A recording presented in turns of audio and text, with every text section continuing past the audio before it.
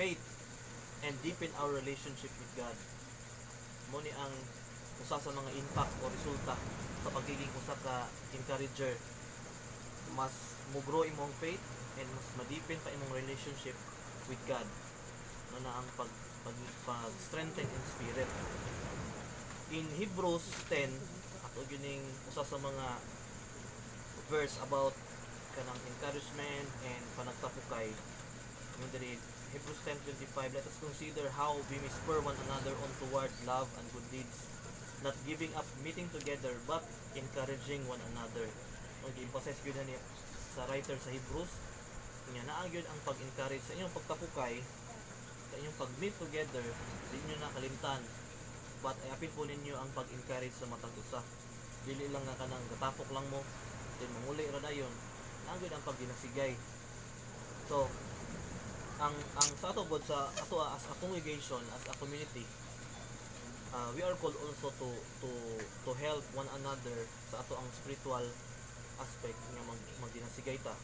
Una, through Bible study. Salamat sa Ginoo nga gapaday natong prayer cell. Dako kayo na nga impact sa kanang panimalay bitaw nga gihildan sa prayer cell. Nga madasig ang ilang spiritual aspect through prayer. No, ang atong church grabe puno gyud sa prayer. Sa kasab, sa ganusa, naagit ang prayer. And fellowship. So, ang fellowship, naagit po. No? Halos kada week, busy ang church ba kay prayer sale, week prayer meeting, sorry. And then, kanang choir po, makinit po na ako ng choir, kaya naapod na ang fellowship. Magka-close ba? Yung panidada, kanang daw mga new member, atong ito ba itong couple, si pangalan ito nila, pastor? Si Kuan Bert Arman. Itong na Ivan, bitaw. Okay la. Kana ba nasa PCE, so.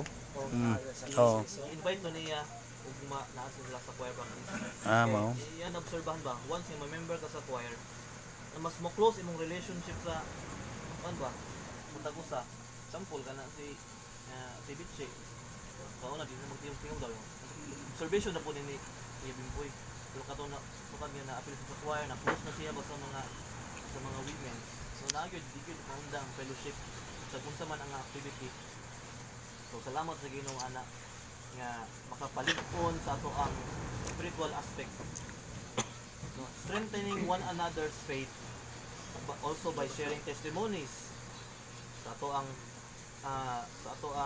prayer cell and prayer meeting na atay mga testimonies, no, mga pagpasalamat, makapa-uplift ba sa ato ang spiritual aspect nga. Kanang malipay bitaw ta sa mga kadaugan, sa itong mga igsuon, sa ilahang mga answered prayers, hatag sa ito kanang kalipay, makapalig-on sa itong spiritual aspect. Praying for one another and offering spiritual support. So, sa nga nga mamaagi, ang usa ka encourager maka-strengthen in spirit, dili lang sa ato ang physical aspect. So, mo na ang tulo ka mga letter S na kinaiya sa usa ka encourager. Unta na naa sa tuwa. So, dito muna, speak words of support. Kaduha, shows act of service.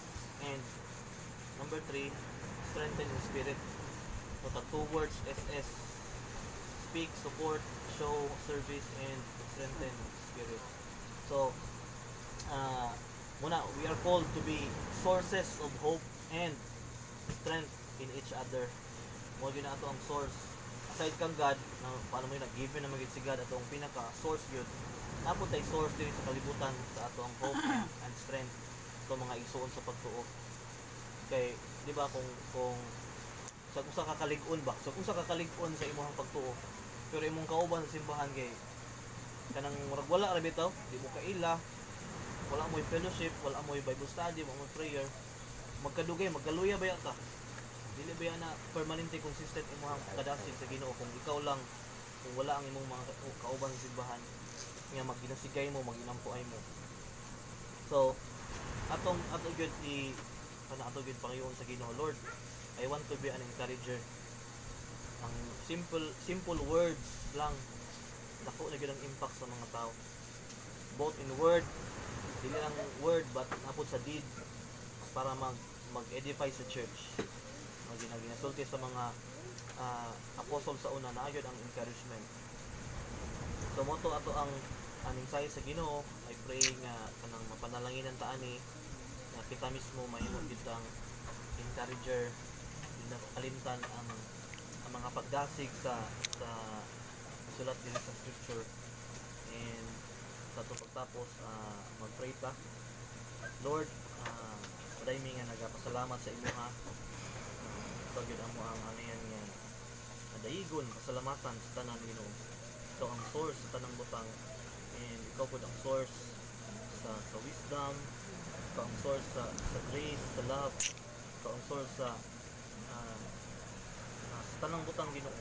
Muna Lord, amo ang ginatugyan sa imo ha, ang amo ang desire Lord nga tanan imo pud mi nga kanang effective nga encourager.